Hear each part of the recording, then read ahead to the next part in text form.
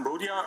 I am very sad to report that since 2016 and our last mission to Cambodia, the serious violations of human rights faced by parliamentarians of the CNRP, the only opposition party represented in the Cambodian parliament, have significantly escalated.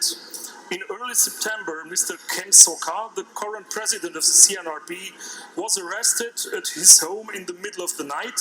He was placed in solitary confinement in a remote prison where he continues to be under 24-hour video surveillance in his cell. He is accused of planning to topple the government with the assistance of the United States government and faces 30 years of prison. The core evidence against him is a video of a public speech that has been online since that time. The 14 other opposition parliamentarians, most of whom are part of the CNRP leadership, have also continued to face pressure and intimidation. First instance convictions based on dubious grounds have further been confirmed on appeal.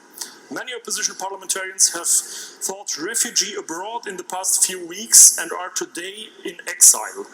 Let me draw your attention to the fact that it is barely 8 months until the general elections in Cambodia.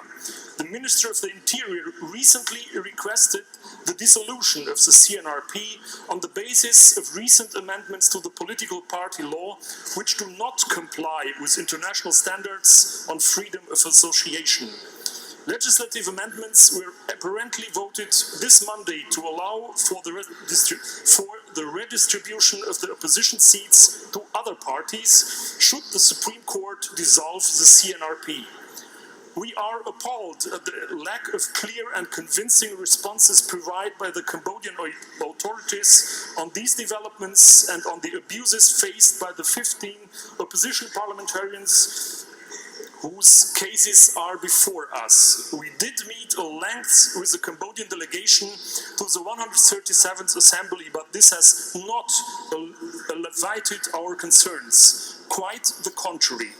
Having carefully reviewed the video of the 2013 speech of Mr. Kem Sokha, we wish to point out that it contains nothing whatsoever that could constitute a criminal offense. Mr. Sokha does express support for political change in Cambodia, but he clearly emphasized that he aims at bringing such change by winning the elections. We consider that his arrest is a clear violation of his freedom of expression and of his parliamentary immunity. We urge the Cambodian authorities to immediately release him and to drop the charges. All other opposition parliamentarians should also be able to resume their political activities without further delay and restrictions and without fears of further arrests, reprisals, or of the dissolution of the party. Urgent action is needed to ensure that they can participate to and campaign freely in the run-up to the elections. To finish on Cambodia, let me express the wish that our committee will be allowed to visit Mr. Kem Sokha and that he will already have been released and cleared of all accusations by the time the response of the Cambodian authorities will reach us. Before submitting the draft decisions for your adoption, allow me to share the video testimony of Mrs. Mu Sochua.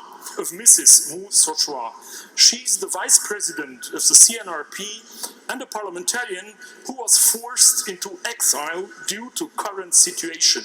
We also met with her during this session.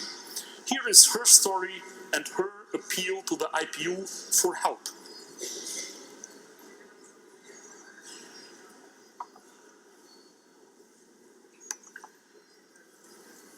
This is my 12th day in exile. Why I am in exile is because I could no longer feel safe, be safe in my country, in Cambodia.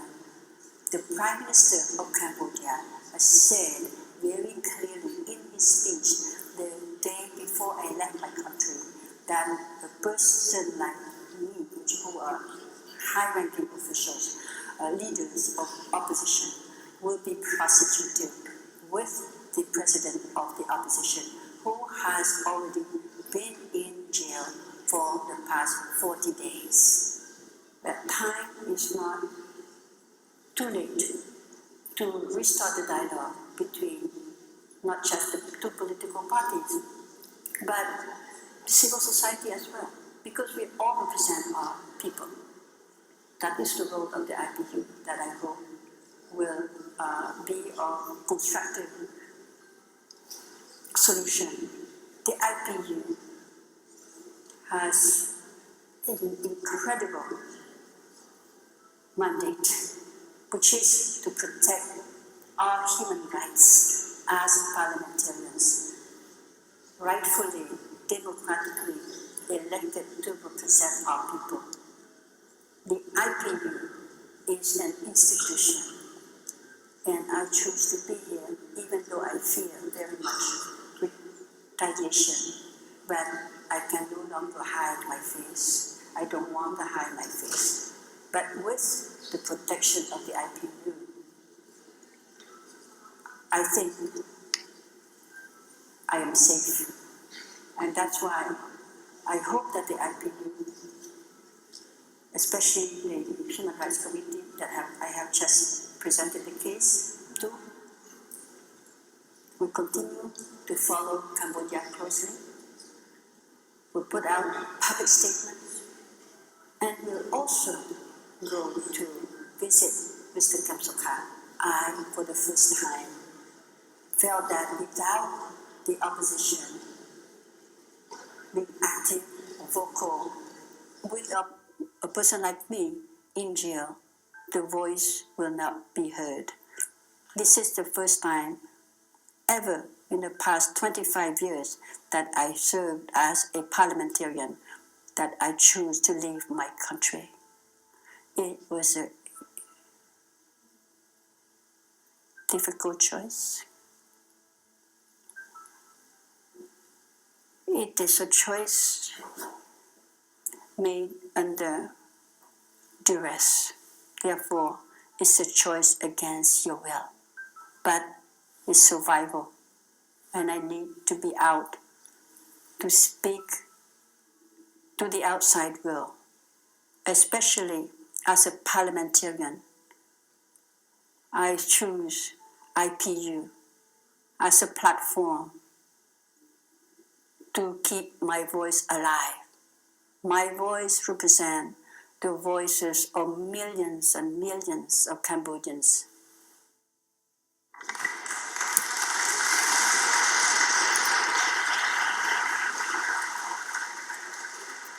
So we now move on. First, we need to adopt the resolution, and then I will give all those who wish to speak on this subject a chance to voice their views. I invite you, members of the Council, to adopt the draft decision on Cambodia as set out on page 20 and 21 of the English and French versions respectively. Do I take it that the Council wishes to adopt the draft decision? It is so adopted.